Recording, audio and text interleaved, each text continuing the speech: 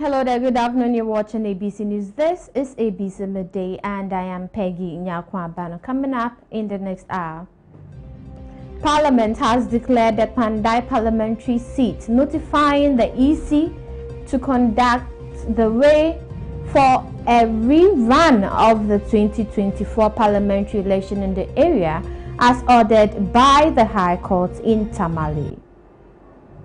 The Ghana Police Service has opened a full-scale investigation into a viral video in which an American woman claimed she was kidnapped and robbed in Accra by men she alleged were police officers. Still to come, Ghana Road Transport Coordinating Council has charged the government to adopt a new financing model to procure more Ayalolo buses to address rush hour struggles for vehicles in the country's capital.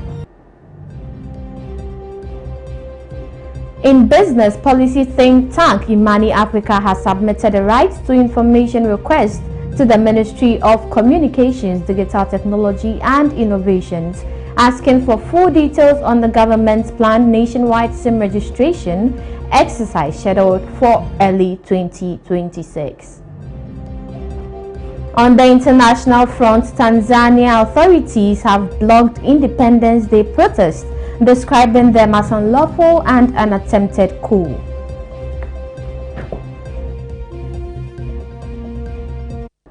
Stay with us, we have details of these and more coming up shortly.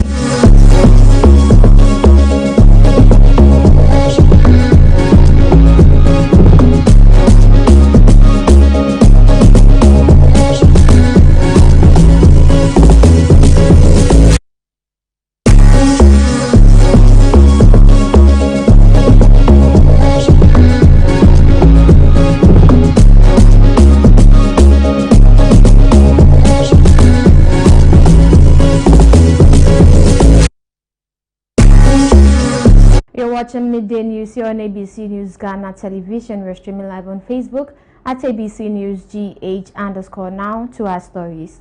The Parliamentary Service has officially informed the Electoral Commission of a vacant parliamentary seat in the Pandai constituency, paving the way for a rerun of the 2024 parliamentary election in the area as ordered by the High Court in Tamale. The notification dated December 4, 2025 signals the commencement of the administrative processes required for the EC to begin preparations for the fresh election.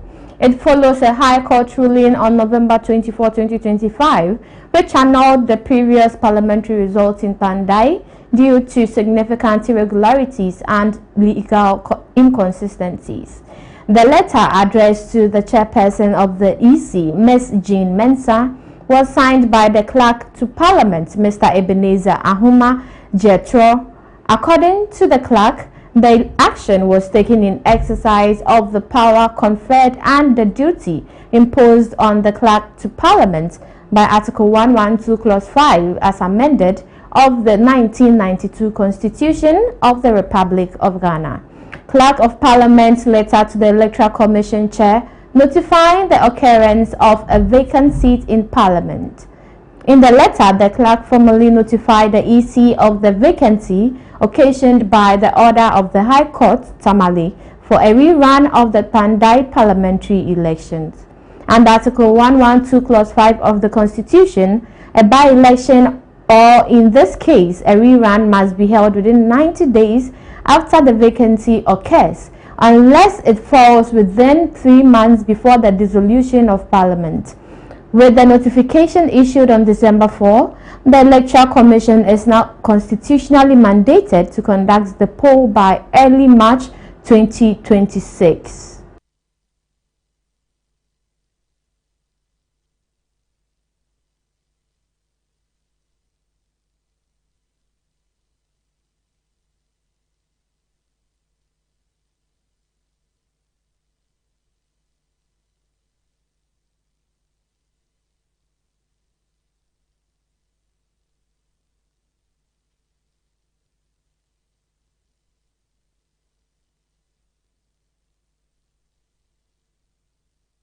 Still on this, the Member of Parliament for Akim-Oda constituency, Alexander Kwesiakwa, says Ghana is gradually losing track of its democratic credentials.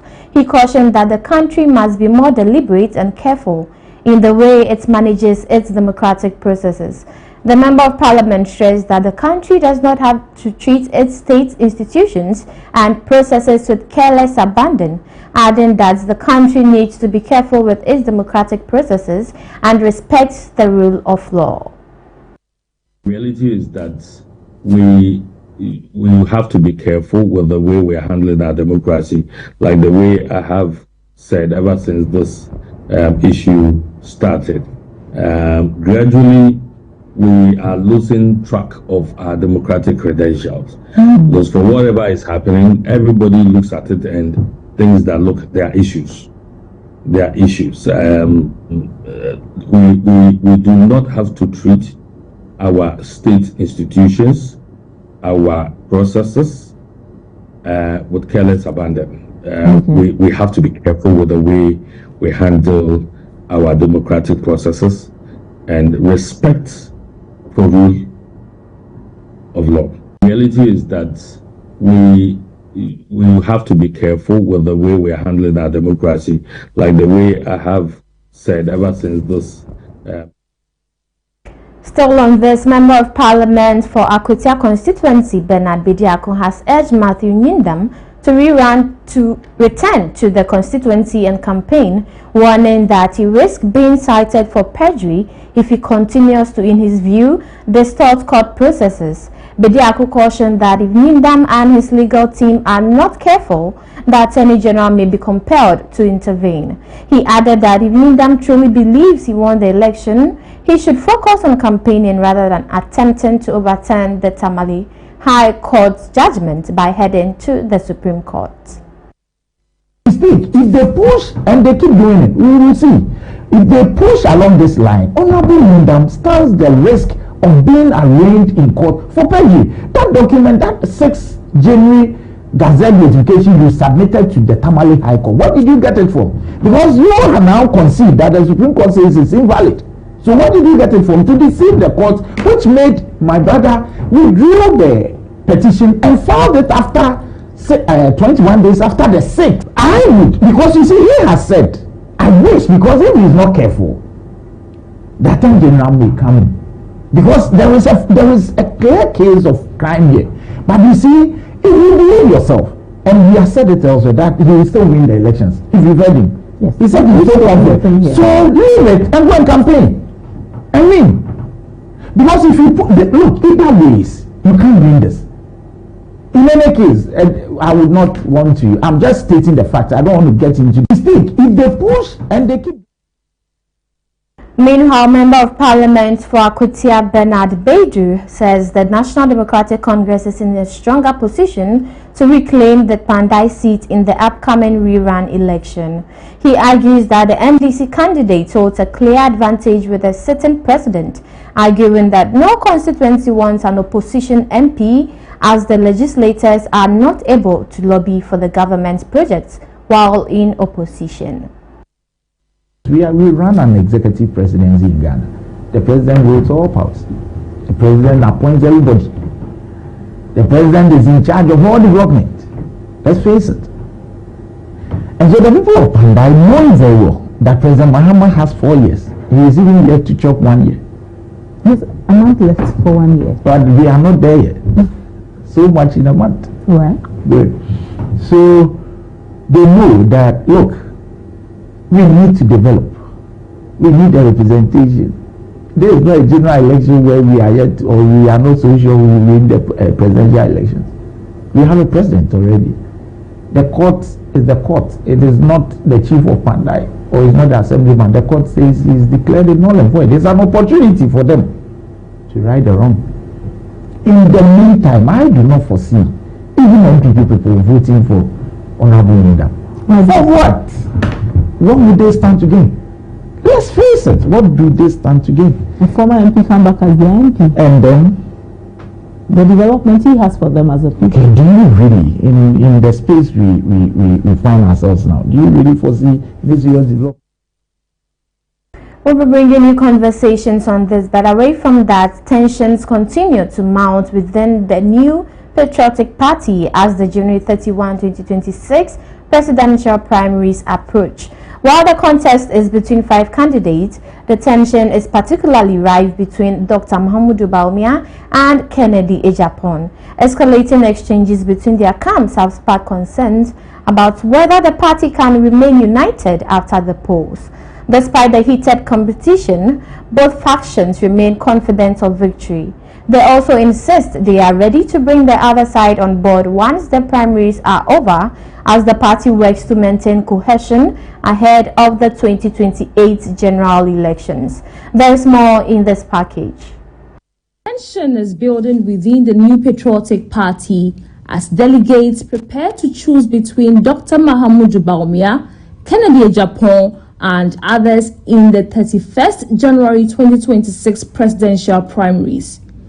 What began as a competitive race has intensified, with both the Bawumia and Kennedy camps trading verbal attacks, raising concerns about post-election unity. A leading member of Kennedy Ejapon's team, Dr. Palgrave Boache Dankwa, says they are confident of victory and ready to work with the Bawumia side after the polls. We are winning this election, and so for those of us that are in the Kennedy Ejapon camp, we always are welcoming Dr. Mahmoud Bawumia and his team to come and join us after they lose, because we are winning this election. I thought that your question would have been for Dr. Bawumia's camp that have been victimizing. Well, I thought that for them that have been victimizing, how would they feel when they lose the election coming to work with us? And I'm very confident that we are winning this election, and so we'll welcome Dr. Mahmoud Bawumia and his team to join us because it's one political party and we are winning this election. Kennedy is going to be declared the flag bearer of the new Patriotic Party. On the other hand, a key figure in the Bawumia camp and MP for Achimoda, Alexander Kwesi-Akwa, describes Dr. Bawumia as a unifier capable of restoring calm and cohesion within the party once the contest is over. Of all the candidates, the one who is more reconciliatory, the one who is peace-loving, the one who is very calm is Dr. Mahmoud Bawumia. Today, he's been accused of accepting defeat too early, a virtue that has been hailed by the international community, a virtue that a lot of people have praised. Now his contestants, other contenders are using it against him.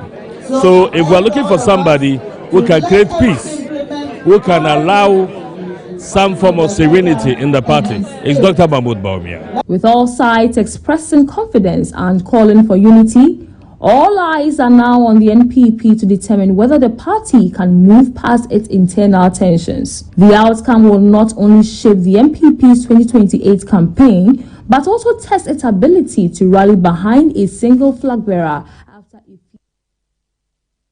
Let's go back to our earlier story concerning the Pandai constituency. We have joining us private legal practitioner Yao Dankwa to have further conversations on this. Good afternoon, sir, and welcome to ABC Midday News. Well, good afternoon. Yeah. Right. Parliament has declared that Pandai seats vacant. From a legal standpoint, was Parliament justified in declaring the seat vacant while parties still had potential legal remedies, such as an appeal? Okay, thank you. Let me just share my take on it. Now, what it is that the court of competent jurisdiction have declared the seat vacant, or have ruled that the seat, there should be a rerun of that constituency, and same order has been served on Parliament. So Parliament are obligated to honor the decision of the court. However, the other party have also filed a certiorari application to quash the decision of the court, and same also have been served on Parliament. So, in essence, Parliament having been served with a certiorari application, right, will have to hold on to wait for the application to be heard, right, in the interest of justice, before going ahead with any rerun of the elections. But having said that, there isn't the application itself doesn't act as a bar on Parliament. So if the aggrieved party believes that Parliament wanted to go ahead, then the only remedy for the aggrieved party is maybe to go to the High Court and file prohibition to prohibit Parliament from going ahead with a rerun. Of course, there will be a compelling reason. It will create, to start off, it's a lot of money involved. It will be a cost to the state, parties involved, and everything else. And what if the application succeeds? Then what happens? It means that the entire exercise becomes a nullity. And look at the amount of money that the state would have wasted in embarking on such a project or a process. So I think Parliament should have waited, or they should wait at least for the application to be heard. And if it goes against the applicant, then Parliament then can go ahead and do the rerun. But if it goes in favor of the applicant, then of course Parliament is not obligated, because the ruling of the court would have been overturned, or at least would have been quashed. But to go ahead means that there's going to be a cost, and it doesn't give rise to interest of justice, especially when you have been put on notice. And I think that this is what Parliament should do. But if Parliament are not going to listen, of course, because they want to play partisans, then the applicant can go to the High Court and apply for prohibition. That is the remedy available to the applicant. All right. Now, could this situation set a precedent where seats are declared vacant before all judicial processes conclude? And what are the democratic risks of such practice? Right. Okay. I mean, I don't want to mix politics with the law. My focus really is on the law. The law is that when a court makes a decision, and that decision affects you, is binding on you. And if a party is aggrieved, and the party raises an objection and then files a process for the court to relook at it, or at least go to a higher court and file a prerogative rate for a judicial review, then that process must also be respected. And that is what makes the beauty of the law and the checks and balances actually work. But when one party has actually been served, you've been served with a process and you decided you want to go ahead because of politics, I don't think that's quite quite right. Democracy is about we having been treated fairly, having equal say, and having a due process. Are we saying that the election that took place and the MP who was elected and the same Parliament acknowledge and recognize him as an MP, right, was illegitimate? Is that what we are saying? But if the court of competent jurisdiction, upon careful look at the documents filed before it, has reached a conclusion that there was something not quite right, and for that reason there should be a rerun, and somebody else also is challenging that decision, I think the Parliament should allow the whole thing to play out in court, and for Parliament to take the decision. But if Parliament goes ahead before the decision of the Supreme Court in respect of the certiorari application, then Parliament is trying to overreach the judiciary, and in that case, Parliament is now trying to become, the judiciary and not the judiciary itself. Now, there's a check and balance. There's a fine line, and Parliament has its limits. All right. Now, some time ago, Speaker's decision to declare a seat vacant was quashed by the Supreme Court. Looking at this impasse, do you see a similar thing happening? Right. I think I'm not abreast with all the facts and the evidence that the parties will adduce or have actually filed before the Supreme Court. But if indeed the Supreme Court look at what is before it and reach a decision one way or the other, I think that would mean that justice has actually been said. But if you ask me, I think that I'll wait for the decision of the Supreme Court to determine which way to go. All right. But it could go one way or the other, depending on the strength of their case. Thank you for your time this afternoon, sir. Thank you. Thank you very much. Thank you. That was private legal practitioner Yao Dankwa. We are still trying to establish contact with the two parties involved in this, both the NDC and especially the MP for Bandai constituency, Matthew Nyindam, to pick his thoughts on this, and then the way forward as we await the ruling of the Supreme Court with regards to his file for the Supreme Court to annul the judgment by the High Court concerning the rerun it has declared to take place in the constituency. But away from that, stranded commuters in Accra are calling on the government to deploy more Ayalolo buses to ease the heavy congestion witnessed along the roadside and at bus stops during the morning and evening rush hours. According to commuters, although the state-run Ayalolo system was introduced to support public transport, many of its buses remain out of service at peak periods, deepening delays and heightening frustration. There's more in this report. The days I'm supposed to go work, I'm supposed to go very early. I will leave around 4 o'clock. But if I'm not careful and I wait up to 6 o'clock, it will take me more than maybe an hour by the roadside to be able to get a car. And sometimes we are congested, we be crowded at the place, and we all rush to get into the work. Sometimes we end up not getting car as soon as possible. We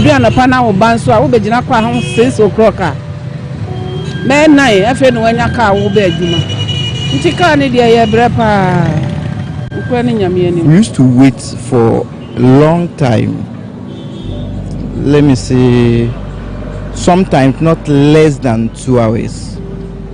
Oh yeah, sometimes we close from work as early as 4.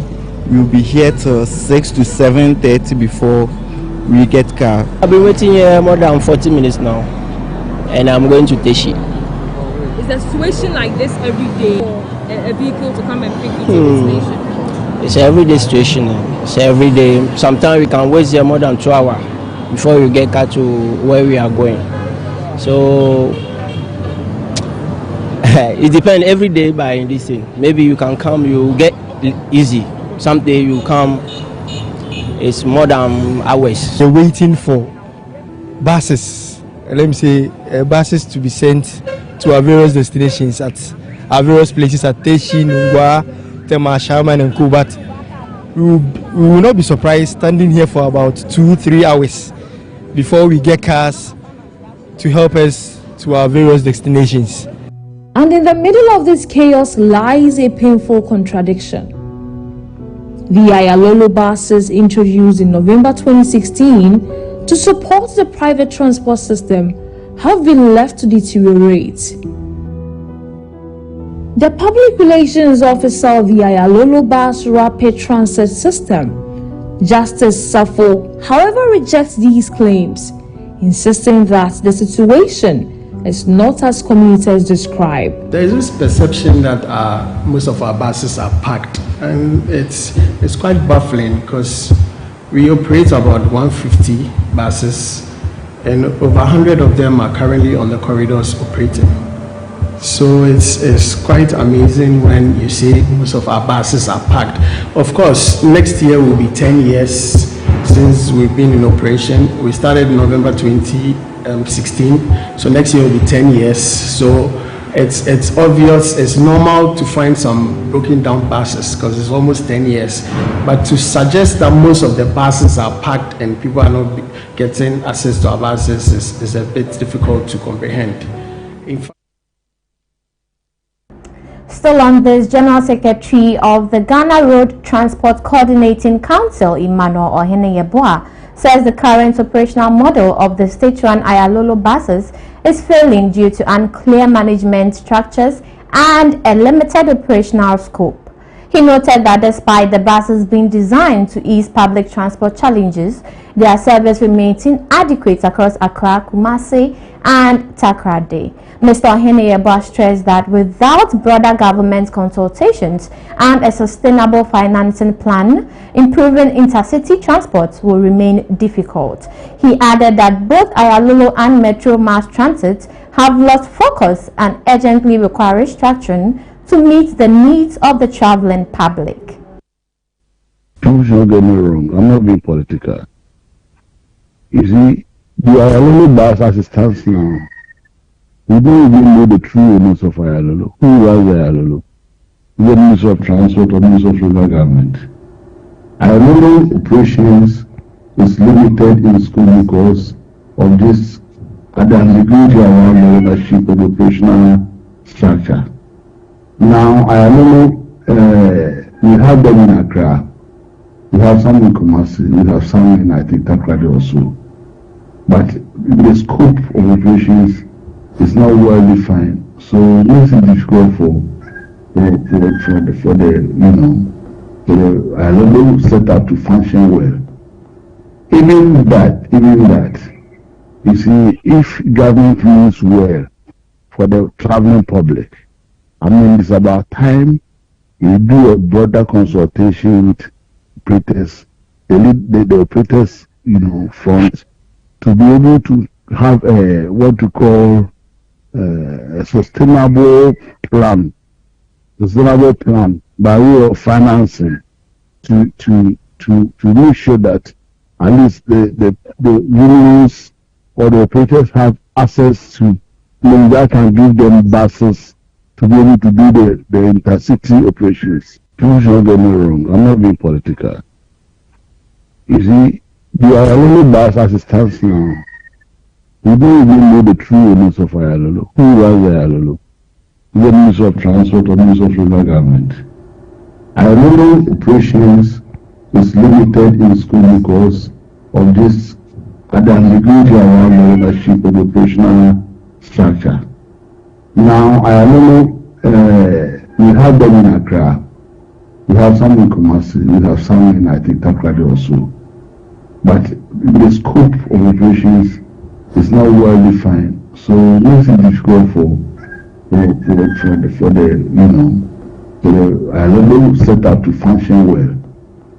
Even that, you see, if government means well for the traveling public, I mean, it's about time you do a broader consultation with operators, the operators, front, to be able to have what we call a sustainable plan by way of financing to make sure that at least the unions or the operators have access to that can give them buses to be able to do the intercity operations. Please don't get me wrong, I'm not being political. You see, the Ayalolo bus as it stands now, we don't even know the true owners of Ayalolo. Who was Ayalolo? Meanwhile, the General Secretary of the GRTCC, Emmanuel Oheneyeboah, has urged the Ghana Private Road Transport Union to sanction its members who exploit passengers by charging unapproved fares during peak periods. He explained that although congestions and fuel cost fluctuations create pressure for the drivers, arbitrary fare increases worsen the daily struggles of commuters already battling long queues and unreliable transport options. Joining us on the line is Industrial Relations Officer of the GPRTU, Abbas Imoru, to have further conversations on this. Good afternoon, and welcome to ABC Midday News. Thank you very much. I'm the PRO for GPRTU. All right. Thank you for the correction. Before we proceed, I heard you say Oheneyeboah spoke about GPRTU, our drivers. We don't have any driver who charges exorbitantly or any driver loading short. These are not our drivers. So you should take note of that. Now let's continue. All right, now on the issue of the during the rush hours, the struggle for cars, what could be accounting for this? I want to pick your thoughts on that. What is the union doing to ensure that there is smooth transport for everyone during the peak hours? Well, that is a problem for all of us. You say workers in this country most often close around 5 p.m. and that makes the work very tedious for all of us.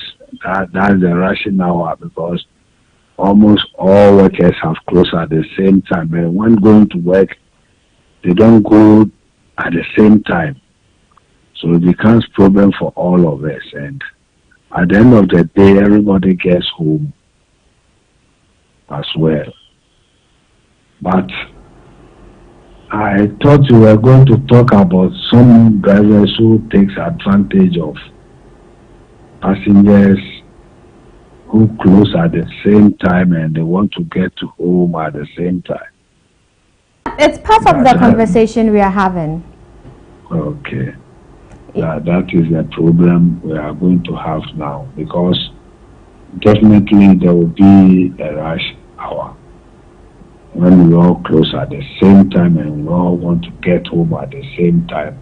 We can't get it as when coming to work, we come on different time. But we will have to even look at the Ayalolo buses. Look at the number of passengers they take. They leave some people as well. And in the traffic, because you have to drive in traffic, it will take time before you drive back to come and pick the remaining people. These are some of the problems which we all have to notice and see how best we could solve it.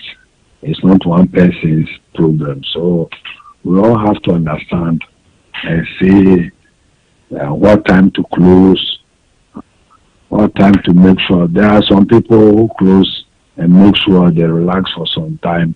Finally, they get home, just that they'll get home a little late than the time they close.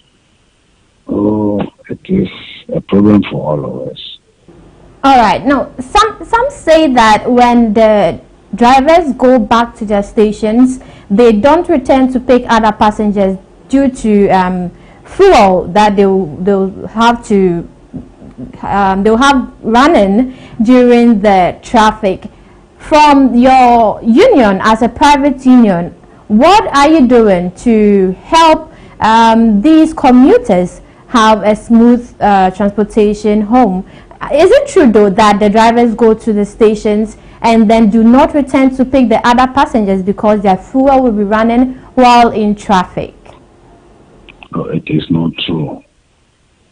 It is our wish that fuel prices are being reduced further. But what we are buying today, we don't have any problem with it. And definitely, if you drive in traffic, it's different from driving smoothly on the road. Every driver knows that. So it is not true. Drivers park during peak time because they are going to drive in traffic. It is not true. All right. Thank you for your time this afternoon, sir. You're always welcome. That was Abbas Imoro from the Ghana Private Road Transport Union. Now, away from that, the Ghana Police Service has opened a full-scale investigation into a viral video in which an American woman identified as Ariana Naomi Maki claimed she was kidnapped and robbed in Accra by men she alleged were police officers. According to a statement from the Criminal Investigations Department, the video, recorded at a hotel in Accra, featured Ms. Maki alleging that she was kidnapped by 5 masked men whom she alleges were officers of the Ghana Police Service on snap-check duty in Accra and robbed her of some amount of money. Police inquiries revealed that Ms. Maki and 2 companions checked out of their hotel on December 5, 2025. Airport checks also confirmed she left the country that same day.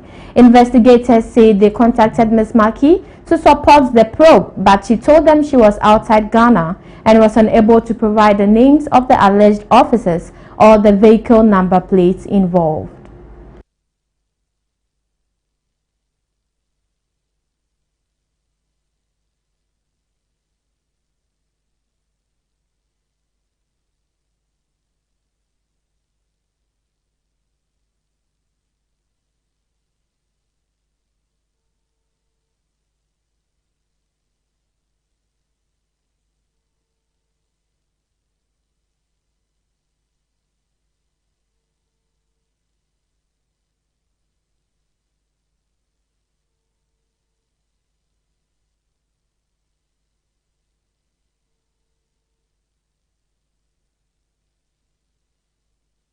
We are trying to establish contact with security analyst Adib Sani to have further conversations on this, what this means for the people, the diasporans who are coming to Ghana during this festive season.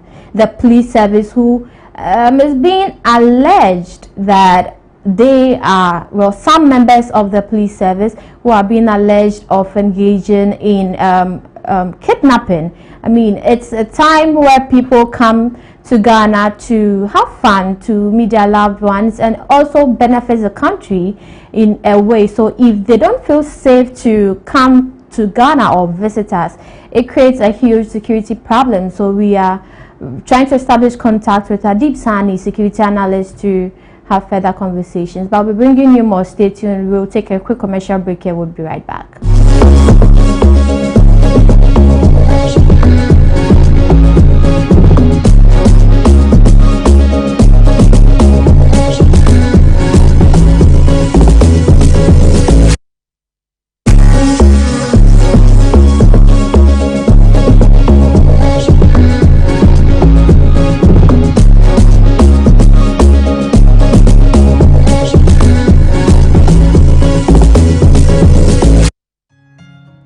So, Mommy, who is going to do my day jollof? Oh, Kwame. You know our secret, right? Yeah. Efia. Yes, me. I've got it. Now, add your Gino jollof mix. The perfect blend of tomatoes, pepper, and fine herbs and spices to ensure a consistent taste every time. And there you have it, your original Ghana jollof. Jollof so good. Jollof so good. Tasty, yeah.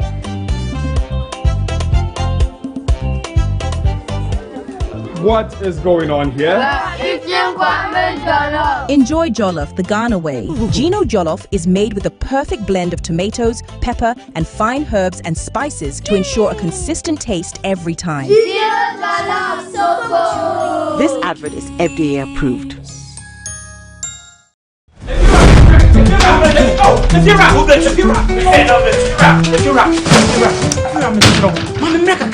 Rent back with the beer open.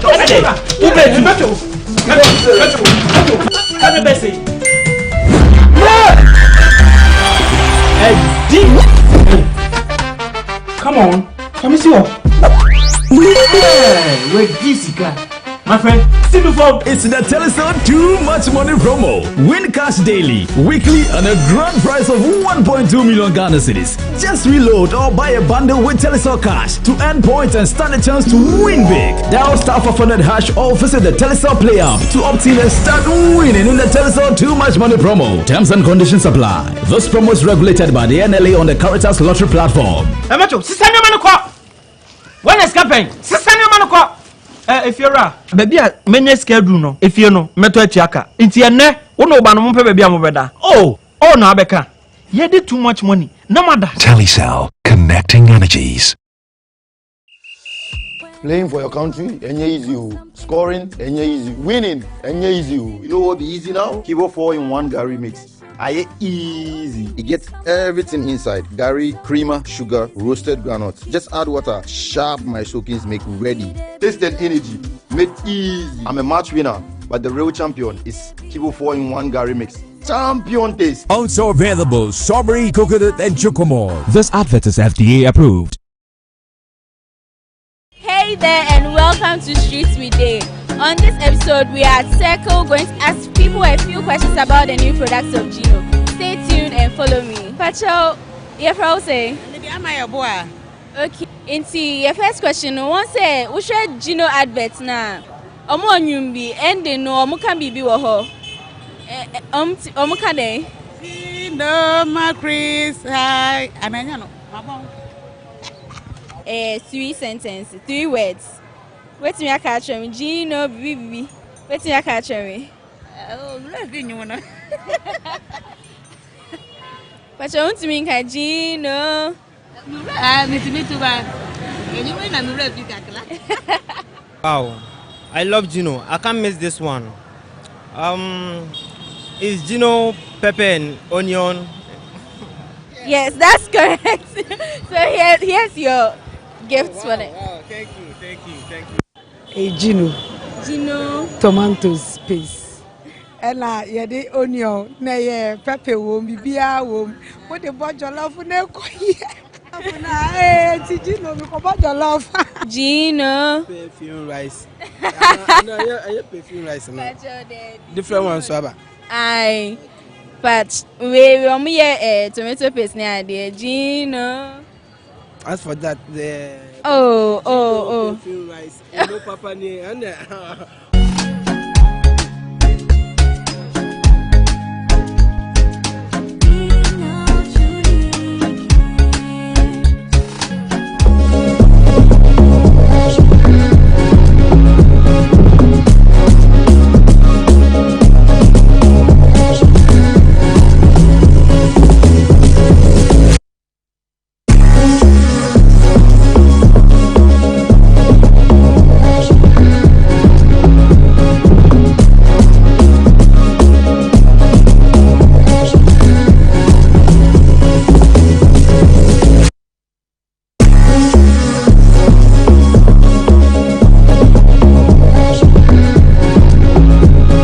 Welcome back from the break. You're still watching ABC Media News live on ABC News Ghana Television. We're still streaming live on Facebook at ABC News GH_. We have joining us Adib San, a security analyst, to have further conversations on our previous story where allegations have been made against the Ghana Police Service for some of them engaging in kidnapping.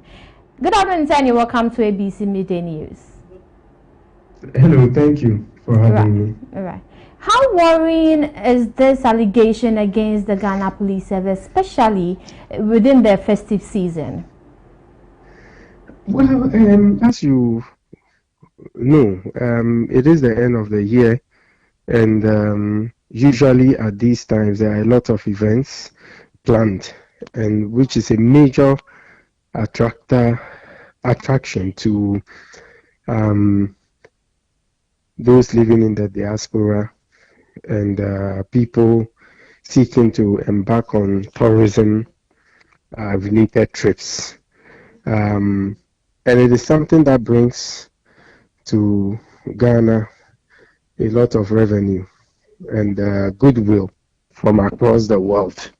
And so for anyone to come out to make such allegations definitely is a matter of grave concern to especially the Ghana Police Service. That is why I'm particularly elated by the immediate action the Ghana Police Service took to ascertain the truthfulness of the allegation or otherwise.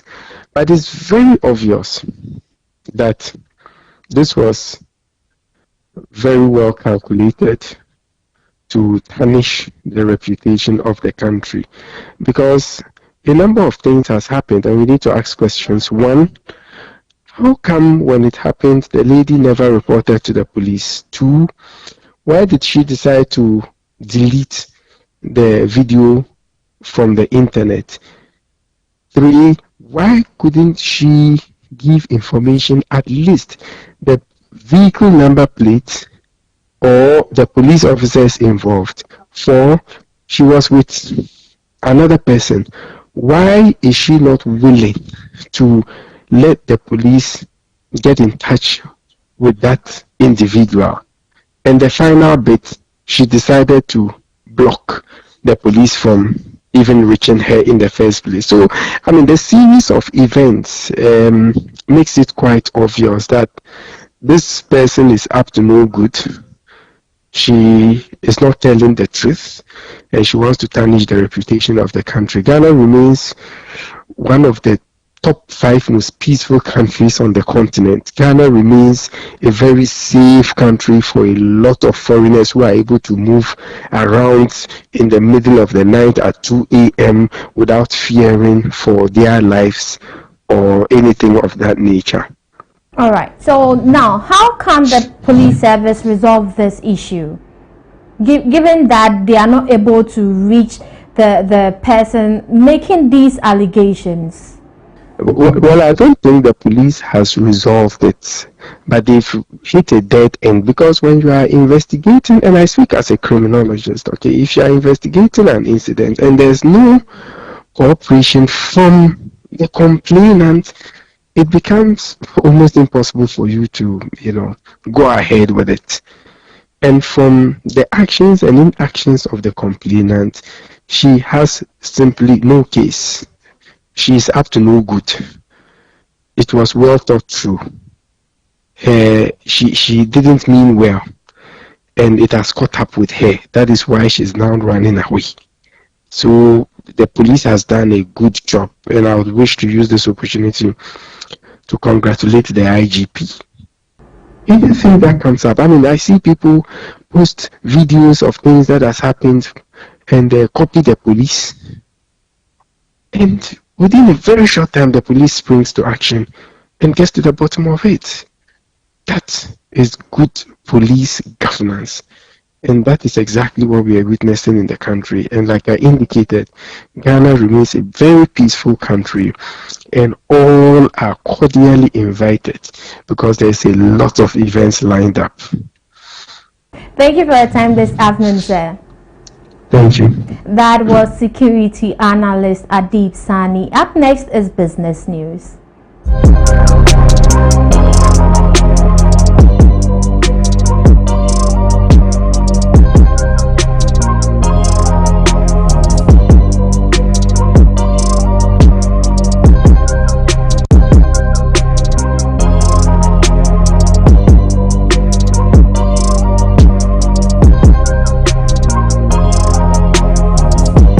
In the world of business, policy think tank Imani Africa has submitted a right to information request to the Ministry of Communications, Digital Technology and Innovations, asking for full details on the government's planned nationwide SIM registration exercise scheduled for early 2026. Imani says the request is aimed at ensuring transparency, legal compliance and strong data protection measures before the rollout. Filed on December 8, 2025, the request seeks information on the legal framework for the new registration system, its technical and biometric verification design, procurement processes, vendor involvement, and oversight mechanisms. The group stressed that Ghanaians must be informed about how their biometric data will be collected, stored, and safeguarded, citing constitutional and RTI Act provisions that guarantee public access to information. Imani said the disclosure is necessary to promote accountability and ensure the exercise serves the public interest. It also wants clarity on the authorization legal instruments, system architecture, vendor contracts, and data management agreements.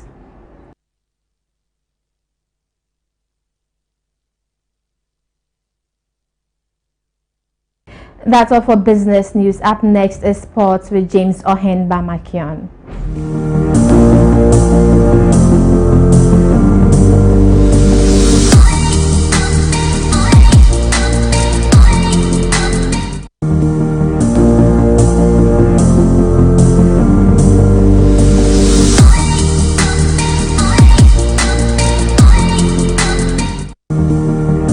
Introducing Betway's Bet Influencer, a groundbreaking feature where you can make money by just sharing codes. He just needs to share his codes and make money.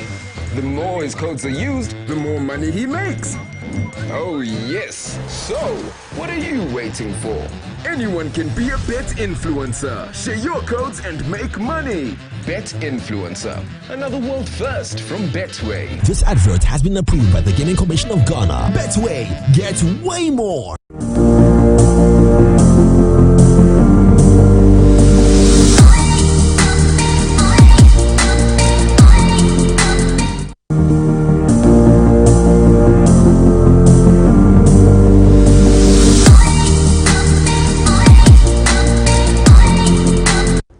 Hello, it's time for Sports on the Midday News with me, James Ohinba. Let's start from some AFCON-related stories. And South Africa's Bafana will test their readiness for the 2025 African Cup of Nations with a high-profile friendly against Ghana.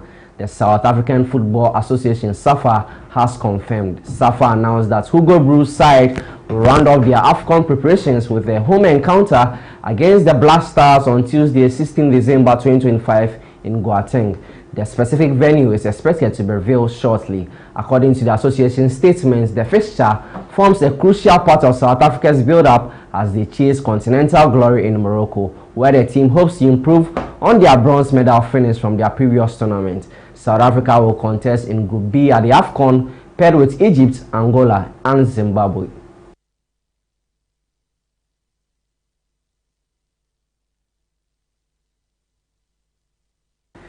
Now to the Champions League, and Liverpool manager Arne Slot says his side is fully aware of the formidable challenge that awaits them as they prepare to face Inter Milan, praising the Italian giants for their consistency and strength in recent seasons. Speaking ahead of the highly anticipated encounter, Slot highlighted Inter's impressive record both domestically and in Europe, stressing that their experience and cohesion make them one of the toughest opponents in the Champions League. Face a very good and strong team that has done really well this season in the league and in the Champions League. That has been a big force in the Champions League for the last 3 seasons. Twice playing the final and once going out on penalties against Atletico Madrid, which unfortunately we did last season against Paris Saint-Germain.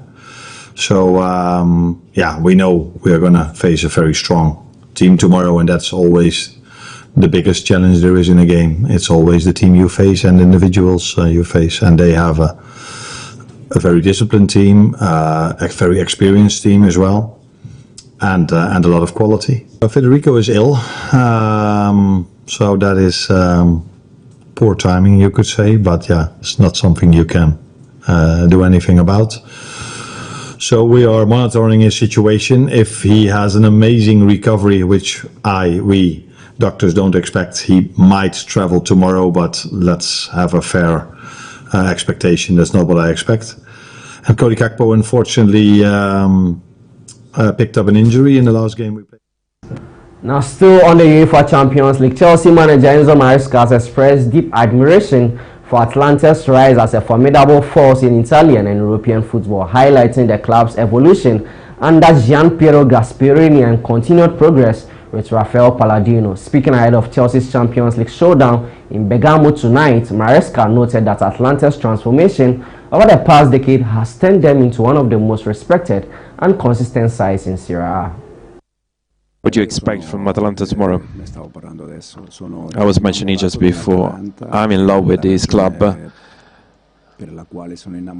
And the reason is because watching it from far away for Atalanta is a matter of pride for all us Italians. So I just want to congratulate all the club, the directors.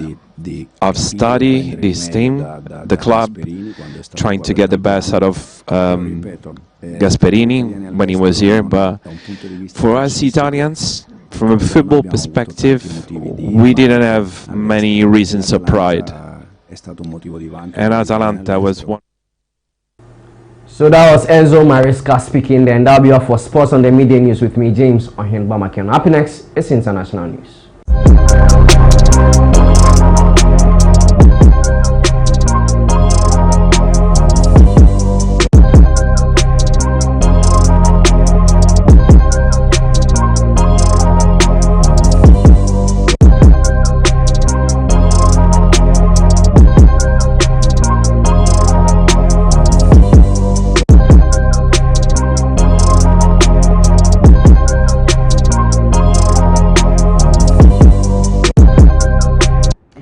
On the international front, authorities in Tanzania are warning people to stay home on Tuesday, saying that protests planned to mark the country's Independence Day are unlawful and constitute an attempted coup. Activists and government opponents have called for protests after the violent crackdown on demonstrations during October's presidential election. Rights groups said hundreds of people were killed and thousands arrested. Those protests are not permitted and are unlawful. That is not a protest, this is a coup. Home Affairs Minister George said in a media briefing in Dar on Monday. Our security organs will handle them. The police said on Friday that any demonstration would be illegal since authorities did not receive any formal notification from organizers. In a video posted on X on Monday, Prime Minister Mwigulu Nchemba urged people to stay home without directly referring to the expected protest. The government advises all citizens who will not have an emergency on December 9 to use the day for rest and celebrate at home, except for those whose work duties require them to be at their workstations, he said. Police have confirmed the arrest of at least 10 activists and opposition supporters for online posts connected to the planned protests.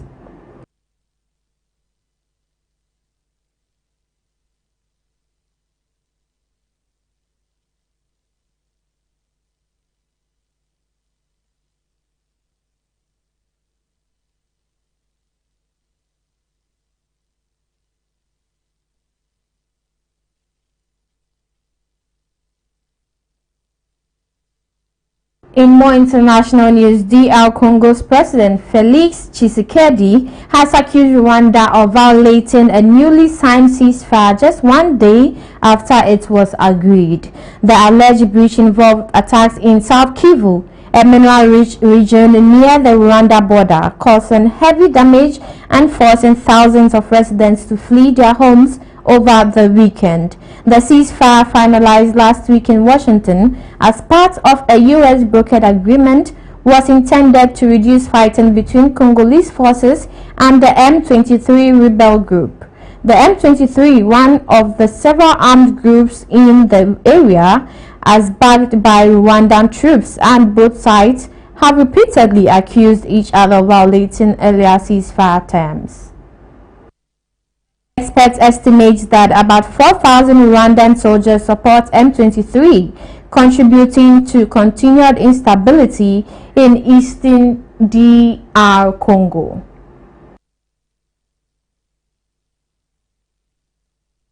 That's all for international news. Up next is entertainment news.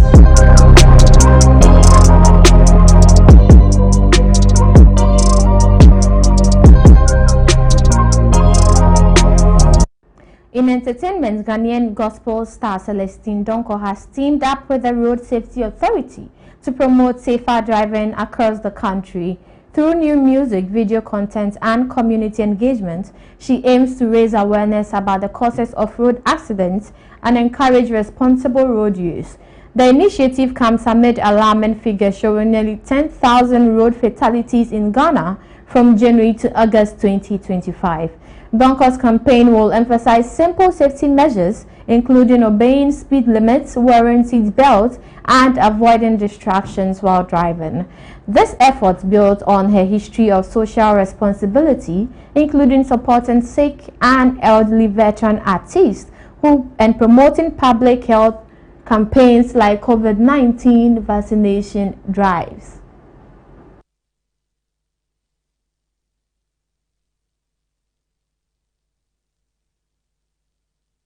That's all for entertainment news, and that's how we wrap up ABC Midday here on ABC News Ghana Television. We stream live on Facebook at ABC News GH _ for more news. Log on to our website at www.abcnewsgh.com. I am Peggy Nyakwa Bano. Enjoy the rest of your day.